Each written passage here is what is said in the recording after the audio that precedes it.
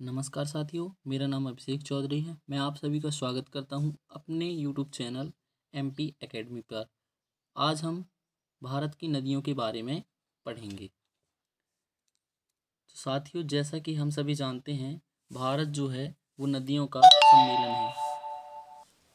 भारत जो है वो नदियों का सम्मेलन है। भारत में अनेक प्रकार की नदियाँ पाई जाती हैं। इन्हें हम दो भागों में बांटते हैं।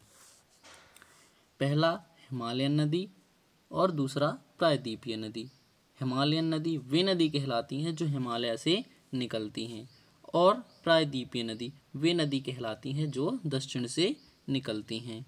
हिमालय की श्रृंखला ये है, यहाँ से निकलने वाली नदियाँ हिमालयन नदी कहलाती हैं, और जो दक्षिण भारत से निकलती हैं वे नदियाँ प्रायद्वीपीय नदी कहलाती हैं। हम आगे और देख लेते हैं।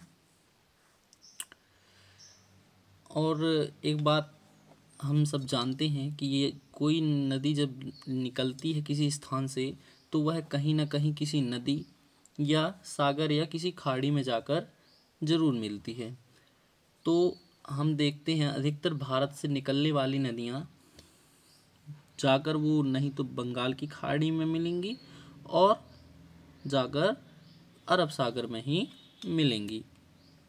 अधिकतर नदियाँ बंगाल की खाड़ी और अरब सागर में ही देखने को मिलती हैं। नहीं तो कुछ बच्चे क्या कर देते हैं, और हमें ये बात याद रखना है कि जो ये पश्चिम बंगाल है, पश्चिम बंगाल के नीचे हमेशा क्या रहेगा, बंगाल की खाड़ी, और भारत के पश्चिमी क्षेत्र में अरब सागर होगा। ये हमें ध्यान में रखना है। नहीं तो कुछ बच्चे कर देते हैं कि बंगाल की खाड़ी की जगह अरब सागर कर देते हैं और अरब सागर की जगह बंगाल की खाड़ी कर देते हैं। तो इस पर हम विशेष रूप से ध्यान रखेंगे। आगे देख लेते हैं। हिमालयन नदी की सबसे पहली नदी के बारे हम देखते हैं, जो कि है सिंधु नदी। सिंधु नदी जो कि तिब्बत वाले क्षेत्र के एक मानसरोवर स्थान से निकलती हैं, जो कि जम्मू कश्मीर से होते हुए पाकिस्तान से गुजरते हुए जाकर के कहाँ मिलती हैं, अरब सागर में गिर जाती हैं। इनकी प्रमुख सहायक 5 नदियां हैं, जिनके बारे में हम कुछ जानकारी इकट्ठा करेंगे। जैसा कि आप स्क्रीन पर देख ही रहे होंगे, पहला झेलम नदी, दूसरा चिनाब नदी, फिर अपना तीसरा है रावी नदी, चौथा व्यास नदी, और पांचवा कौन सा है, सतलुज नदी। ये हमारी 5 नदियां जो हैं सिंधु नदी की सहायक नदियां हैं। यहीं पर सतलुज नदी पर एक बांध है जिसे हम भाकर नागर बांध कहते हैं। जो ये बांध है ना, ये किस नदी पर है, भाकर बांध, जो भाकर डैम है ये सतलुज नदी पर स्थित है। और जो सिंधु नदी है, सिंधु नदी की कुल लंबाई कितनी है, 3180 किलोमीटर। कितनी है, 3180 किलोमीटर। और हम सिंधु नदी जल समझौते के बारे में भी कुछ बात कर लेते हैं। सिंधु जल समझौता क्या था कि 1960 में, यानी कि पंडित जवाहरलाल नेहरू, जो कि हमारे यहाँ के पहले प्रधानमंत्री रह चुके हैं, उनके समय सिंधु जल समझौता हुआ। उस समझौते में जो ये 6 नदियां हैं, इनमें 3 नदी, जैसे कि पहली 3 नदियां सिंधु, झेलम और चिनाब, इनमें यह समझौता हुआ कि जो उन नदियों का 80% जल है वो पाकिस्तान यूज करेगा, और जो बाकी का 20% जल है वो कौन यूज करेगा, भारत यूज करेगा। और दूसरा समझौता क्या था कि जो 3 नदी शेष बच गई थी, कौन कौन सी, रावी, व्यास और झेलम, ये 3 नदी में समझौता यह बना कि जो ये 3 नदी हैं इनमें से 80% जल इनका इंडिया यूज करेगी, और शेष जो 20% जल है वो कौन यूज करेगा, कि भारत नहीं, पाकिस्तान यूज करेगा। कौन करेगा, पाकिस्तान यूज करेगा। 1 मिनट रुको, मैं ऑफ कर दूं। हाँ, कौन करेगा, उसका 20% यूज पाकिस्तान करेगा। इतना देख लिए हम लोगों ने। और फिर यहाँ पे हम देखते हैं उत्तराखंड के गंगोत्री से एक नदी निकलती है, जिसका नाम क्या है, गंगा नदी है, जिसकी लंबाई कितनी है, 2525 किलोमीटर। कितनी है, 2525 किलोमीटर। यह भारत की सबसे लंबी नदी है। कौन सी नदी है, सबसे लंबी नदी है, जो कि बिहार, उत्तर प्रदेश, बिहार, झारखंड, पश्चिम बंगाल से होते हुए बांग्लादेश में प्रवेश करती है। जब बांग्लादेश में प्रवेश करती है, जो ये गंगा नदी है, जब ये बांग्लादेश में प्रवेश करती है तो इसे हम गंगा नहीं, पद्मा के नाम से जानने लगते हैं। किस नाम से जानने लगते हैं, पद्मा। यानी कि बांग्लादेश के लोग गंगा नदी को पद्मा के नाम से पुकारते हैं। इसी को ध्यान में रखते हैं, आगे हम और देख लेते हैं। और उसी के बगल में उत्तराखंड में एक यमुनोत्री स्थान है, जहाँ से यमुना नदी निकलती है, जिसकी लंबाई कितनी है कि 1310 किलोमीटर, यानी कि 1310 किलोमीटर जिसकी लंबाई है, वह आगे चलकर प्रयागराज में गंगा से मिल जाती है। कहाँ मिलती है यमुना नदी गंगा पर, प्रयागराज में। कहाँ मिल जाती है, प्रयागराज में। और हम यहीं पे और बात कर लेते हैं कि गंगा की जो सहायक नदियां हैं, कुछ गंगा की सहायक नदियों के बारे में एग्जाम में पूछ लिया जाता है, तो उनके बारे में भी हम कुछ देख लेते हैं। जैसा कि हम जानते हैं कि गंगा की सहायक नदियां गोमती है। कौन सी है, गोमती नदी, और फिर उसके बाद क्या है कि अपनी घाघरा, कोसी, गंडक, फिर कोसी, ये 4 सहायक नदियां हैं, इन्हें हम ध्यान में रखेंगे। और यमुना नदी की भी सहायक नदियों के बारे में देख लेते हैं। तो यमुना नदी की कुछ सहायक नदियां जैसे चंबल हो गई, कैन हो गई, बेतवा हो गई इत्यादि, ये यमुना नदी की सहायक नदियां हैं, इन्हें भी हमें ध्यान में रखना है। फिर आगे देख लेते हैं, वहीं मानसरोवर के पास, तिब्बत क्षेत्र के मानसरोवर के पास एक और नदी निकलती है। मानसरोवर से एक और नदी निकलती है, जिसका नाम क्या है तिब्बत में, सांपो। क्या नाम है, सांपो नदी निकलती है, जिसे हम तिब्बत में सांपो के नाम से जानते हैं। जब ये सांपो नदी हमारे भारत यानी भारत में जब ये प्रवेश करती है, तो इसे हम ब्रह्मपुत्र के नाम से जानने लगते हैं। किस नाम से जानने लगते हैं, ब्रह्मपुत्र। किस नाम से जानने लगते हैं,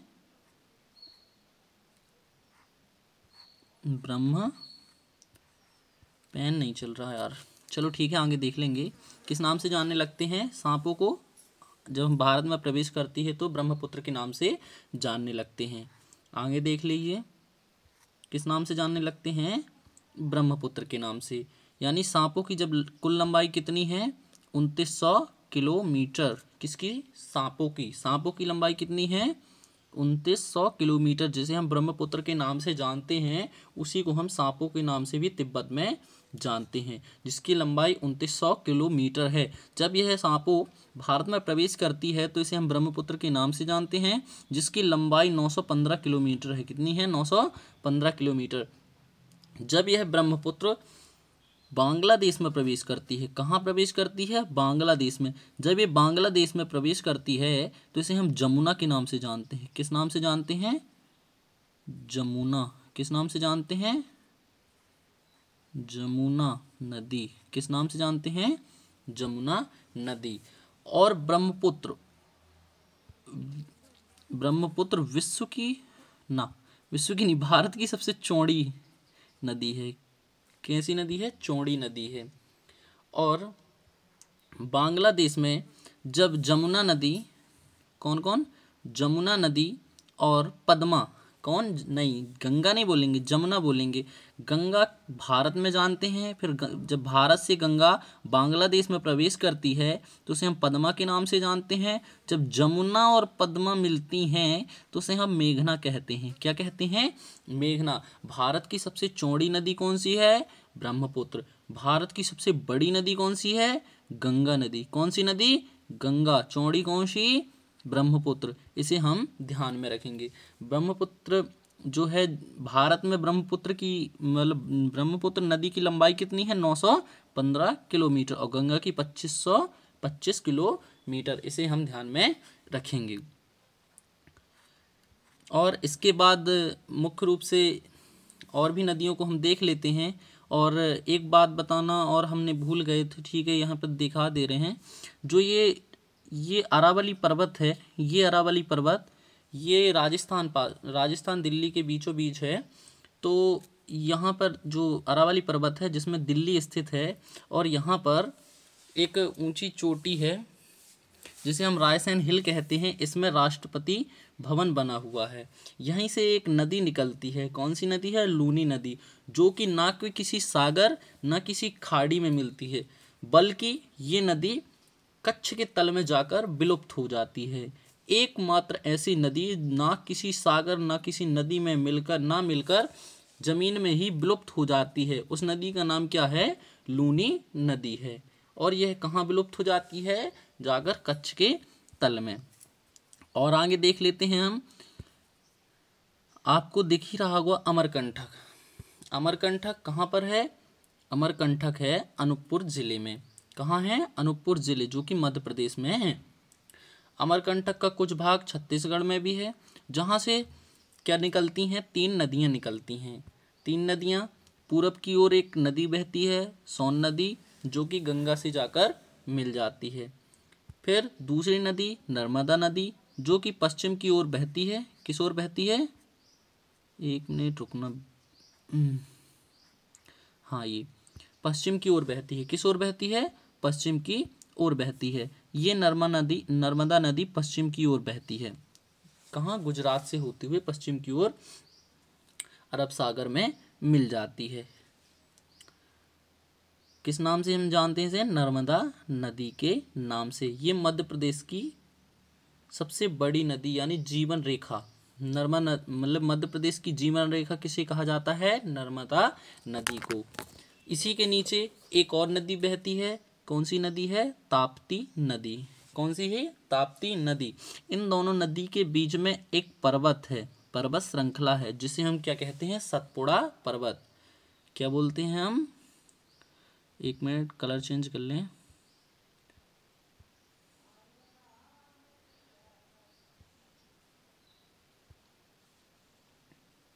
ये देखिए, ये यहाँ पे अरावली पर्वत, सॉरी सतपुड़ा पर्वत है। अरावली पर्वत से क्या निकली है? लूनी नदी निकली है, जो कि कच्छ के तल में जाकर मिल जाती है। और जो अरावली पर्वत है विश्व का प्राचीनतम पर्वत है। कौन सा है? विश्व का प्राचीन पर्वत कौन है? अरावली पर्वत। सतपुड़ा पर्वत कहाँ पर है? नर्मदा नदी और ताप्ती नदी के बीच में। कभी एग्जाम में क्वेश्चन ये भी पूछ लिया जाता है कि ऐसी कौन सी नदियाँ हैं जिनके बीच में सतपुड़ा पर्वत है? तो कौन सी नदियाँ हैं? नर्मदा और ताप्ती नदी, जो कि कहाँ बहती हैं? जो सतपुड़ा है, ऐसी कौन सी नदी है? ऐसा क्वेश्चन पूछेगा कि सतपुड़ा मतलब कि ऐसी कौन सी नदी है जो रिफर्ड घाटी या द्रोणी से होकर बहती हैं? तो क्या बताओगे? नर्मदा नदी और ताप्ती नदी।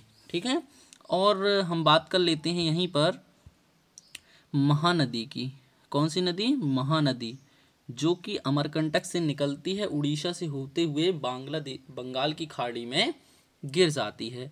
इसी नदी पर एक डैम है। कौन सा डैम है? हीराकुंड बांध। कौन सा बांध है? हीराकुंड बांध। हीराकुंड बांध, ओके। हीराकुंड बांध भारत का सबसे लंबा बांध है। क्या है? सबसे लंबा बांध है, इसकी लंबाई कितनी है? 4.8 किलोमीटर। कितनी है? 4.8 किलोमीटर।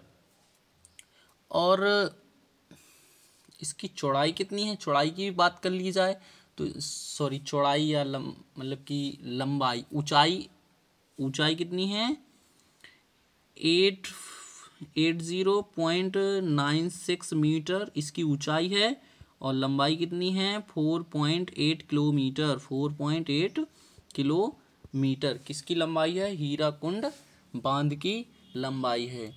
हम एक चीज़ और बताना भूल गए, यहाँ पे बता दे रहा, देख लीजिए। ये हमारा भारत है, यहीं उत्तराखंड से एक नदी निकलती है। कौन सी? दो नदियाँ निकलती हैं, भागीरथी और एक कौन सी थी कि भागीरथी और भिलांगना। कौन नदी? भागीरथी और भिलांगना, ये दो नदियां थीं, भागीरथी और भिलांगना। इन दोनों नदियों के संगम पर एक बांध बनाया गया। कौन सा बांध बनाया गया? टेहरी बांध। कौन सा? टेहरी बांध। कौन सा बांध? टेहरी बांध। टेहरी बांध बनाया गया, जिसकी ऊंचाई कितनी थी? ऊंचाई कितनी है? इसकी ऊंचाई कितनी है कि 260.5 मीटर।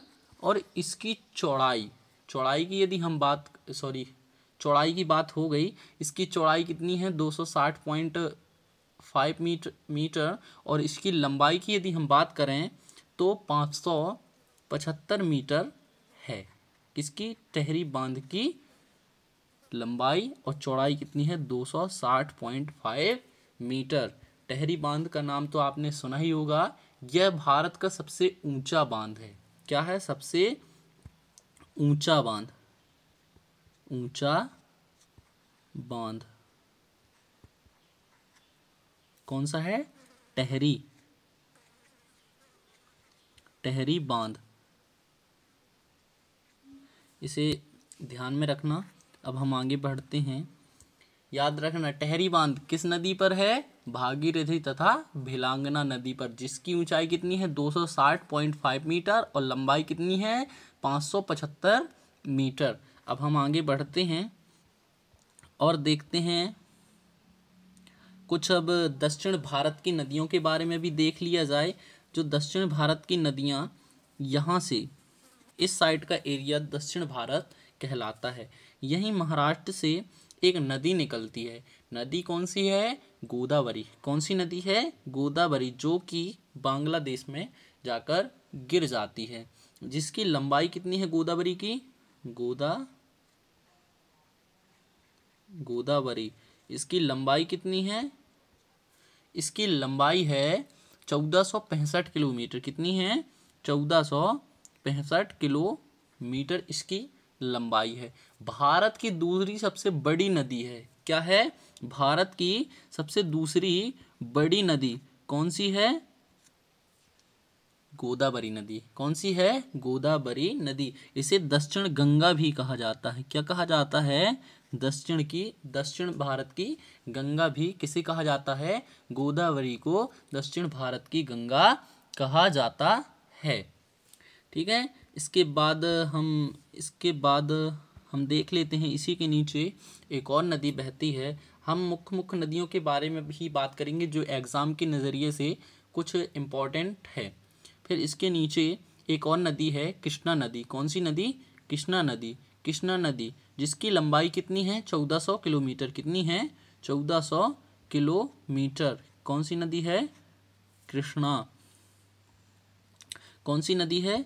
कृष्णा नदी, जिसकी लंबाई कितनी है? 1400 किलोमीटर। कृष्णा, ठीक है, कृष्णा नदी है। फिर जिसमें एक बांध बना है। क्या बना है? एक बांध बना है। बांध का नाम क्या है? अधिकतर एग्जाम में पूछा गया है, इसलिए मैं बता दे रहा हूँ। नागार्जुन सागर बांध। कौन सा?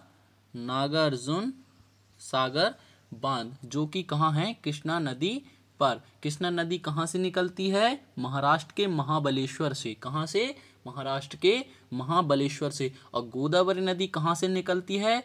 त्रयंबक पहाड़ी। यह महाराष्ट्र के नासिक में है। कहाँ? महाराष्ट्र के नासिक के त्रयंबक पहाड़ी से निकलती है गोदावरी नदी, जिसकी लंबाई है 1465 किलोमीटर, जिसे हम दक्षिण भारत की गंगा भी कहते हैं। भारत की दूसरी सबसे बड़ी नदी है। और भारत की सबसे बड़ी नदी कौन सी है? गंगा नदी है।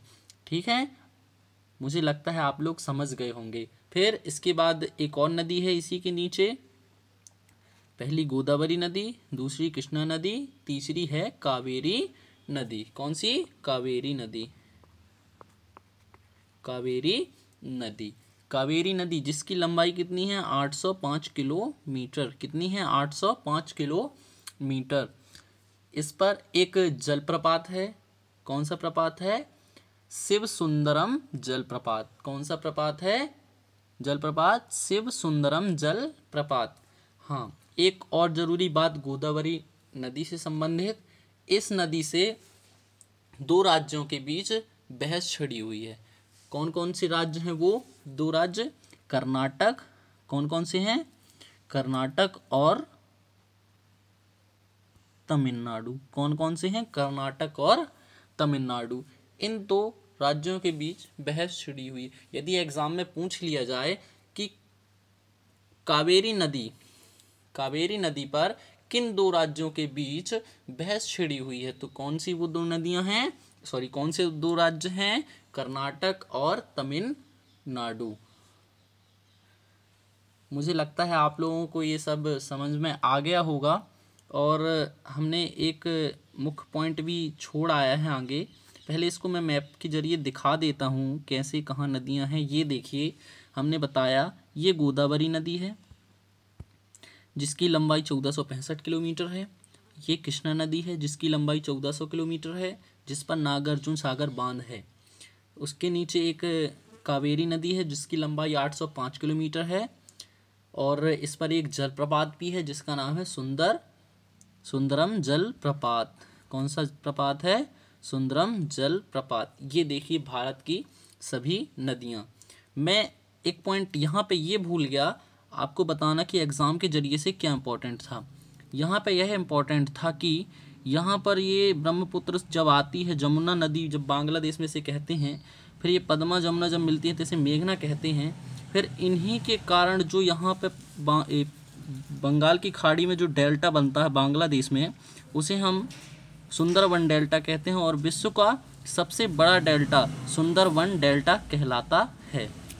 मुझे लगता है आज की वीडियो आपको अच्छी लगी होगी। इसी प्रकार और हम आगे चलकर ये बंदरगाह की भी कुछ वीडियो लाएंगे जो मानव निर्मित और प्राकृतिक निर्मित हैं। यदि आपको अच्छा लगे तो नीचे कमेंट करिए, तो हम जल्दी से जल्दी आपके लिए वो वीडियो लाएंगे। धन्यवाद।